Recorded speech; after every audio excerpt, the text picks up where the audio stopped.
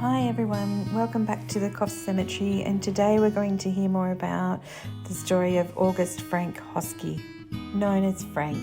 Frank was the second son of Amandus and Mary Ann Hoschke. He was born in 1872 in Bathurst and came to the Orara Valley with his family when he was 14.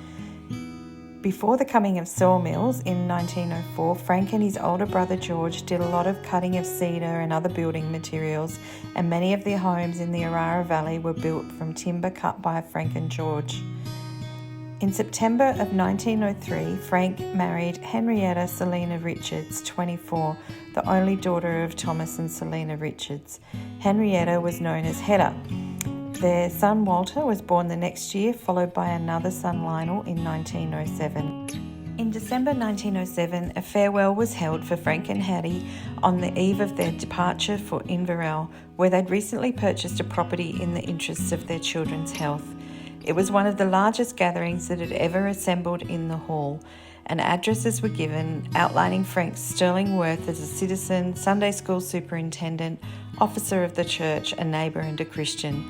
They were also appreciative of Hetty's assistance to the various churches in the area by officiating at the organ during services. The local newspaper reported the evening finished by the audience heartily singing "For they are jolly good fellows" and cheering until a person was inclined to become anxious about the welfare of the roof of the hall. Frank and Hedda's only daughter Selina, known as Lena, was born in Inverell in 1911, but by 1916 they had returned to the coast and settled on the last hill coming into Coffs Harbour from the south, on Bellingen Road, where the Premier Motel is now. In May 1916, Frank and Hedda's youngest son Anzac was born prematurely at home and tragically passed away after only 4 days. He is buried here in the Coffs Cemetery.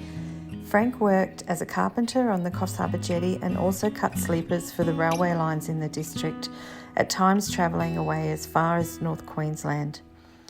Sadly, in 1947, Hedda passed away suddenly aged 68. Newspapers at the time reported that she'd collapsed after paying a visit to friends at the jetty.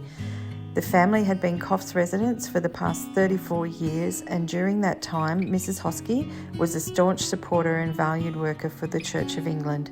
She was a member of the original Church of England Choir and Ladies' Guild and rendered long and faithful service as church organist in town. She was survived by her husband Frank, 3 sons and a daughter. When he was in his 70s, Frank, who was still working, fell off a roof and broke his back. His fractures took over 6 months to heal. He lived for 17 years after Hedda before passing away in August 1964 at the ripe age of 91. Both he and Hedda are buried here in the second Anglican section of the Coffs Historical Cemetery, not far from his parents and several of his siblings.